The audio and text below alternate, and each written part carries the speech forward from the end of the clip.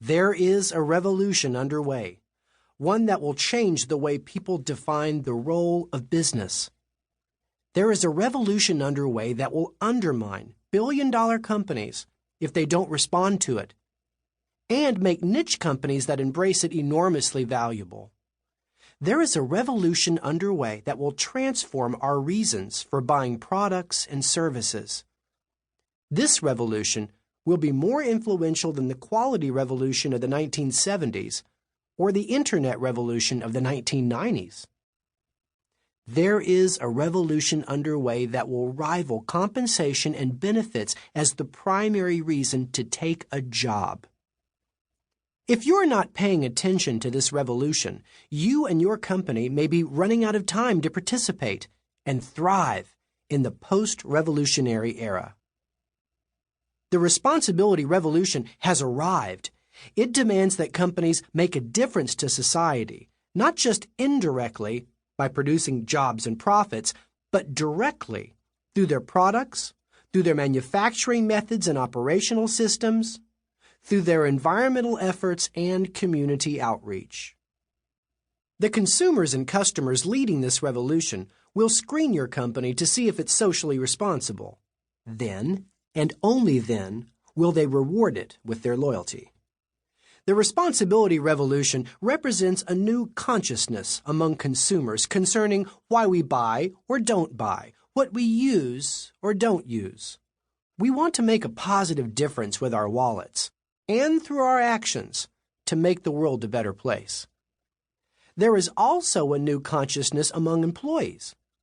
We want to find greater meaning in our lives through our work. We want to be associated with companies that practice good corporate citizenship. There is a new consciousness among investors as well.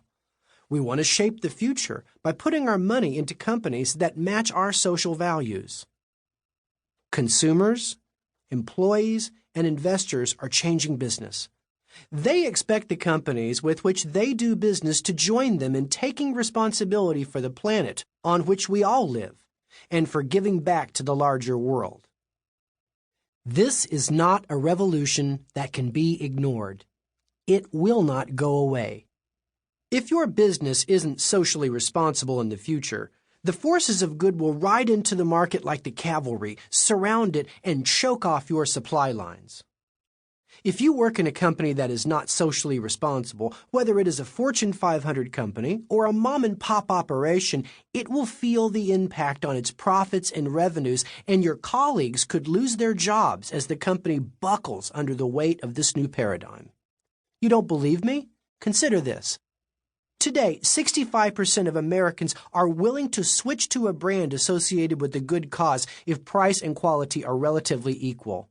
And 66% participate in at least one social cause-generated boycott each year. And with each passing year, the percentage grows. In a recent study by the global consultancy The Work Foundation, 10% of young job seekers identified themselves as ethical enthusiasts, more concerned about the ecological values of their potential employer than they are about starting take-home pay. 1/3 of these job seekers will be looking for a new position soon because they feel their employer's contribution to the community is below par. 2/3 of this year's college graduates claim they will not work for a company with a poor reputation for social responsibility. Even more like-minded individuals will hit the workforce in 2010.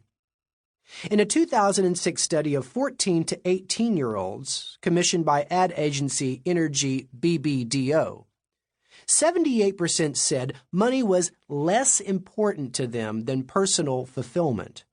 They went on to work for companies that promote equality, a green environment, and social responsibility. For them, purpose trumps paycheck. Need more evidence? Socially responsible investments, SRIs, mutual funds that screen companies for their contributions to society, rose 258% in the last 10 years, a return on investment that beats the market by more than 15%. SRIs have grown in volume from $235 billion in 1995 to $2.3 trillion in 2005, which is twice the amount of money that came together a decade ago to fund the dot-com revolution. Financial analysts are starting to factor in the long-term risks of a company that pollutes, treats its workers poorly, or ignores the communities in which it operates, even if these companies are swimming in profits today. Do you want to be part of a great company? If so, you need to understand that great is getting an extreme makeover. Today, good is the new great. A good company is one whose mission is to improve the lives of everyone in its footprint: employees, suppliers, customers, supporting communities, and the planet. Customers, workers, and investors are flipping the basic charter for business on its head. Making money, producing profits, paying taxes, and providing employment opportunity are not enough. Companies now must directly improve the world around them. Adding value to employees, the community, and the planet will be critical in the 21st century. A landmark study by business consultants McKinsey & Company, The War for Talent, claims that the recruitment and retention of talent in management and leadership positions will be the key to maintaining a competitive advantage in the future. Businesses are chasing too few dollars with too many products, according to research from industries as diverse as retail to high technology. There is a war raging for customers and their loyalty. This war will determine which companies will prosper in the future and which companies will be running on fumes. As Wall Street recognizes, market valuation and the ability to raise investment capital are the keys to expansion. The battle for investment dollars is fierce. Without the oxygen of fresh capital and loyal investors, new companies cannot grow and mature companies cannot compete.